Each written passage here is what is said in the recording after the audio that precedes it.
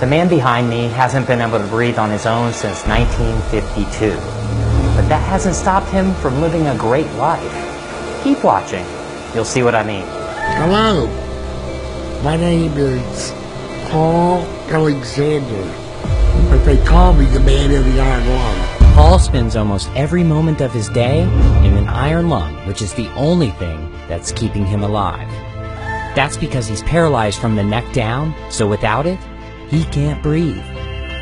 The machine helps him breathe by using negative pressure to take air into his lungs. This is the full story of Paul. It all started when Paul caught the polio virus when he was just 6 years old, during one of the worst polio outbreaks in history. A time which feels all too familiar with today's coronavirus pandemic. People were wearing masks, offices, schools, and most of the world was shut down. What did it feel like when you first got polio? Well, I started feeling ill and plain. I ran inside to get Mom, and she turned and looked at me, and she said, "Oh my God, not my son." Over the next 5 days, I lost everything. The ability to move, my legs would not hold me up, and then I couldn't breathe. He was at home under the care of his mom and dad, and they realized he wasn't breathing. They rushed him to the hospital, and the emergency room physician examined him and pronounced him dead.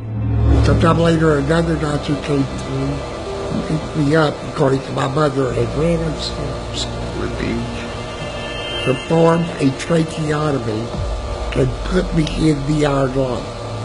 This would make anyone feel like giving up, but just wait. You'll see that that isn't the case. I didn't want to die, so I continued to fight. So Paul did everything he could to get better. He fought against polio every day. It was hard, painful, and tiring.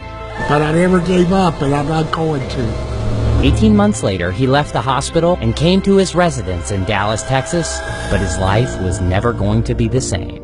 He couldn't play sports, he couldn't go to church, and he couldn't hang out with his friends. People didn't like me very much back then. I felt like they were uncomfortable around me. What did you do all day? Oh, the same thing everybody else does. I woke up, brushed my teeth, washed my face, shaved, had some breakfast. Well, I just needed a little bit of help, too. Then what would you do all day?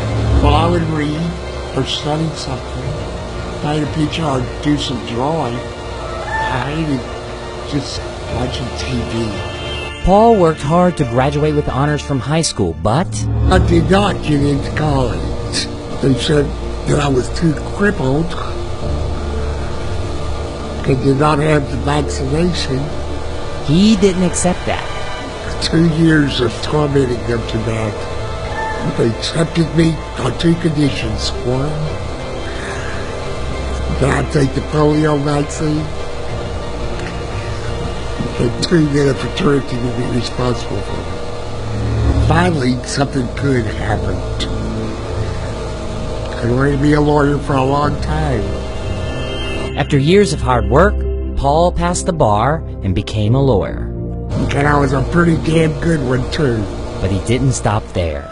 With the help of a pen attached to a stick, Paul wrote his own biography entirely with his mouth. So why write a book? To inspire thousands of people, just like you. No matter where you're from, or what your past is, or the challenges that you could be facing. You can truly do anything. You just have to set your mind to it and work hard. Paul, what's your dream? Do not let polio defeat me, but to defeat polio.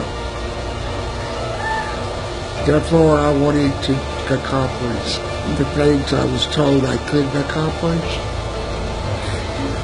and to achieve the dreams I dreamed. Paul may have an iron lung, but he has a golden soul and a diamond heart. My story is an example of why your past, or even disability, does not have to defy your teacher.